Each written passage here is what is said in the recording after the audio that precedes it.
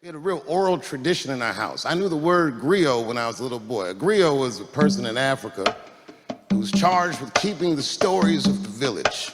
Everyone would tell a griot the stories and they would remember them all so that they could tell future generations. And when they got old, they'd tell them to someone else. And they say in Africa, when a griot dies, it's like a library was burnt, man. The griots were these brilliant African storytellers who learned for generations, the father, the son, mother, daughter, the stories of their people, their kings, their lands, etc., and so forth.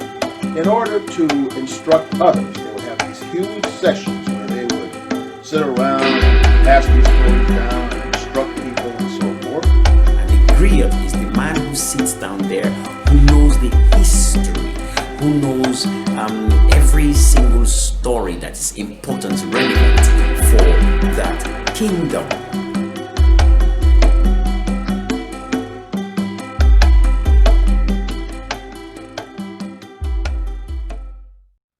Hey, what's up, everybody? Welcome to my show, Griot's Word.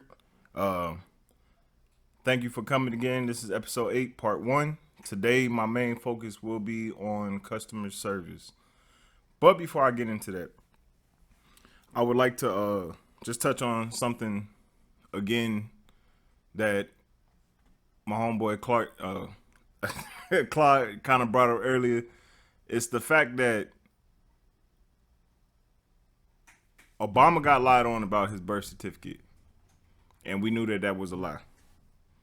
And even though we knew it was a lie, people continued to say over and over and over throughout his presidency.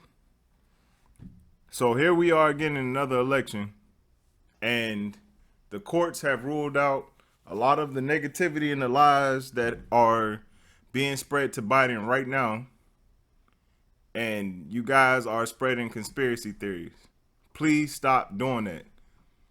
Unless a judge says, yes, this happened, it didn't happen. Unless evidence comes out and says this happened, it didn't happen. So for anyone that feels like they are getting anything or contributing anything to that conversation, stop doing that. Especially the ones that are not voting. All right, now let's get on to the topic of customer service.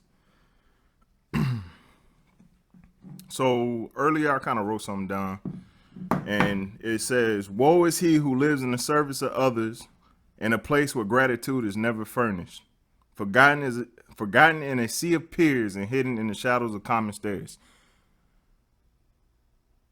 Consumerism in our country is a big thing, and we go through our day-to-day process, going to stores, getting gas, going to hospitals, going to get food.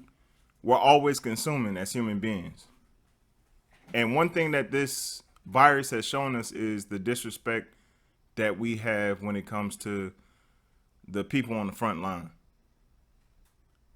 And I think that needs to change. They should be getting paid more. They should get hazardous pay. They should have somebody fighting for them and standing up for them, because they have to see people, whether you are a person that abides by the rules and wears masks, or you're the type of person that says, oh, I shouldn't have to do this. You're impeding on my rights and you're being disrespectful and putting other people's lives in jeopardy. They still have to deal with you. So I feel like that's something that we need to take a step back and learn to appreciate them for what they do. Now, I picked this particular subject because in the last week I've had multiple experiences going to get food. If I, as a customer, go into a establishment and I order food, the expectation is that I'm going there and, I should be treated a certain way, because I'm going to give a certain respect back to the individual I'm dealing with. But some places, you don't always get that. That's why you have to give that appreciation to those that actually do their job as if they are proud to be where they are, because you don't get that all the time. Sometimes you might get the person to be like, I'm sorry, I can't help you.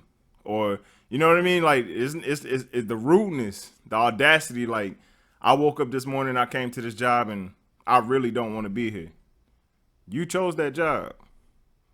And because you chose that job, when you're at work, you should carry yourself a certain way, especially when dealing with customers. That's money. That's a revenue. So you're supposed to deal with that and take care of it. Any issues that you have at home or you might be going through, you leave that in a place where nobody can see it. For my waitresses and my waiters, you know, I mean, this is an art form.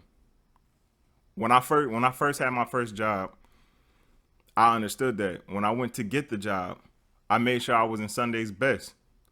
When I went up and I talked to the supervisor and I did my interview, I made sure that I was very presentable. I made sure that I spoke very intelligently, you know, and that's how you get the job. But it doesn't stop there. You have to continue that. You have to have decorum about yourself. So I say this because especially with a lot of this younger generation that I'm seeing, they seem to have missed the mark on that. But you gotta give it up to like people like Chick-fil-A. They are on it. Sometimes I feel bad they be so on it, but it's a good experience when you go. I'm not even gonna lie, I don't really eat their food like that, but when I do, it's more so the customer service that reels me in. I know I'm not gonna put up with an attitude. At least I haven't yet. So I want to say thank y'all for that. For these corporations, McDonald's, these big businesses that, you know, you're hiring people, y'all need to start holding your employees to a certain standard.